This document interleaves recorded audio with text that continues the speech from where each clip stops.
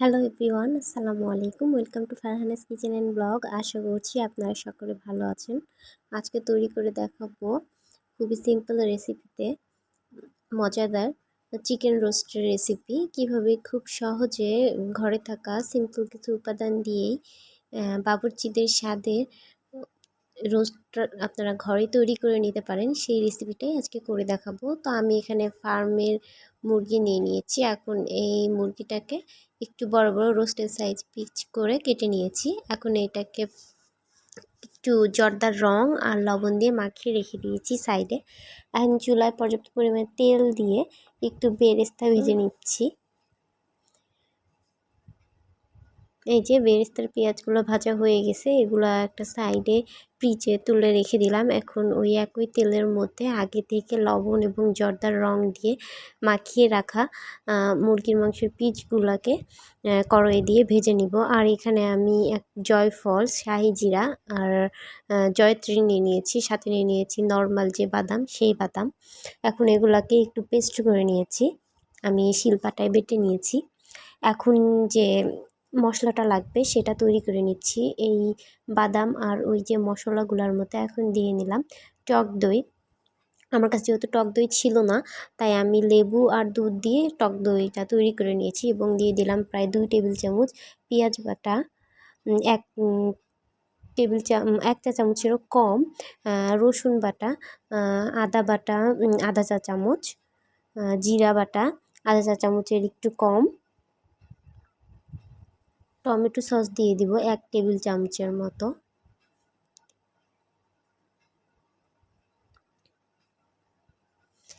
এখন এই উপকরণগুলোকে একটু ভালোভাবে মিশিয়ে নিচ্ছি। আমি এখানে লবণ আর একটু হালকা জানি রঙটা ভালো আসে, এই জন্য শুকনা মরিচের গুঁড়া দিয়ে নিলাম। শুকনো মরিচের গুঁড়োটা শুধুমাত্র যাতে রোস্টের কালারটা সুন্দর আসে সেই জন্য দিয়ে নিলাম। এখন এই সব মশলাগুলোকে একসাথে খুব ভালোভাবে মিশিয়ে নিব। আর একটি কথা, জয়ফল, জয়ত্রী আর শাহি জিরা রোস্ট রান্না করার ক্ষেত্রে এই 3টা উপকরণ অবশ্যই ইউজ করবেন, তাহলে যে একটা শাহি ফ্লেভার সেটা পাওয়া যাবে। তো এই যে মশলাটা রেডি করতে করতে এই দিক দিয়ে আমার এই যে মুরগির মাংসগুলোকে ভাজা হয়ে গেছে। এখন এগুলোকে আমি তুলে নেব। এগুলোকে খুব বেশি ভাজার দরকার নাই, যেহেতু এটা ফার্মের মুরগি, তাই আমি একটু প্রায় 4-5 মিনিট এই দিক ওই দিক করে ভেজে নিয়েছি। একটু শক্ত হয়ে এসেছে। যদি দেশি মুরগি হয় তাহলে অত বেশি ভাজার দরকার নেই। এই সাইডে 1 মিনিট এবং অপর সাইডে আরেক মিনিট করে ভেজে নিলেই হয়ে যাবে। এখন চুলায় 3-4টা এলাচ, দারুচিনি এবং একটা বড় সাইজের তেজপাতা দিয়ে হালকা একটু ভেজে ওই তেলের মধ্যে দিয়ে নিলাম আগে থেকে তৈরি করে রাখা যে মশলাটা, সেই মশলাটা। এখন এই মশলাটা তেলের সাথে খুব ভালোভাবে ভেজে নিব, যাতে মশলার যে কাঁচা গন্ধ আছে সেটা আর না থাকে।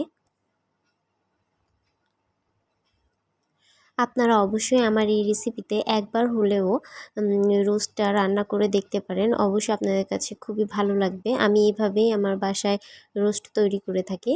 তো আমি এখন এখানে কয়েক ফালি কাঁচা মরিচ দিয়ে নিলাম। আমি যেহেতু এটা একটু মিষ্টি রোস্ট তৈরি করব, আমার বাসার সকলে আসলে মিষ্টি রোস্টটাই পছন্দ করে, এই জন্য আমি খুব বেশি একটা কাঁচামরিচ এখানে দেই নাই। এখন এর মধ্যে আগে থেকে ভেজে রাখা এই চিকেনগুলোকে দিয়ে খুব ভালোভাবে কষিয়ে নেব।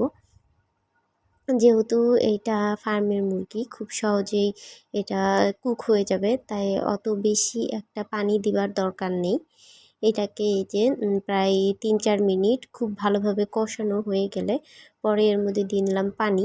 আপনারা এখানে পানির পরিবর্তে দুধও ইউজ করতে পারেন, তাহলে এটার স্বাদ আরও অনেকাংশেই বেড়ে যাবে। এই যে আমি প্রায় 1 কাপের থেকে একটু বেশি পরিমাণে পানি দিয়ে এটাকে এখন মিডিয়াম টু লো হিটে রেখে খুব ভালোভাবে মাংসটাকে সিদ্ধ করে নেব। এই যে মাংসটা এখন সিদ্ধ হয়ে এসেছে। এখন এর মধ্যে দিয়ে নিলাম প্রায় 4-5 ফোঁটার মতো